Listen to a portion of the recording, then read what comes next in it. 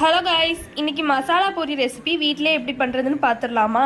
அதுக்கு ஒரு வெங்காயம், ஒரு தக்காளி, ஒரு டேபிள் ஸ்பூன் இஞ்சி பூண்டு பேஸ்ட், 2 பச்சை மிளகா, ஒரு கைப்பிடி அளவு கொத்தமல்லி, ஒரு கைப்பிடி அளவு புதினா, அப்புறமா 4 கிராம்பு, 2 பட்டை எல்லாத்தையும் ஃபைன் பேஸ்ட்டாக அரைச்சி எடுத்துக்கலாம். இப்போ ஒரு பேனில் எண்ணெய் ஊற்றிட்டு அது கூடவே அரைச்சி வச்ச பேஸ்ட்டையும் போட்டு நல்லா மிக்ஸ் பண்ணிக்கலாம். அதுக்கு வந்து கலர் சேஞ்ச் ஆன அப்புறம் 1 டேபிள் ஸ்பூன் மிளகா பொடி, 1 table spoon garam masala, 1/2 table spoon போல் ஜீரகத்தூள் போட்டு அதையும் நல்லா மிக்ஸ் பண்ணி விட்டுறலாம். இப்போ வந்து ஆல்ரெடி வேக வச்சு எடுத்த பட்டாணியையும் உருளைக்கிழங்கையும் போட்டு நல்லா மிக்ஸ் பண்ணிடலாம். இப்போ இது கூடவே தண்ணி ஒரு 1.5 கப் அளவுக்கு ஆட் பண்ணி நல்லா மிக்ஸ் பண்ணி விட்ட பிறகு நல்லா கொதிச்ச அப்புறம் இதில் வந்து 1/2 டேபிள் ஸ்பூன் போல் சாட் மசாலா போட்டு மிக்ஸ் பண்ணி எடுத்துட்டா நம்மளோட மசாலா பூரி கிரேவி ரெடி ஆயிடுச்சு. இப்போ வந்து கார்ன் வந்து பொரிச்சு வச்சுக்கலாம். இப்போ எல்லாமே நான் பொரிச்சு வச்சிட்டேன் ஆல்ரெடி.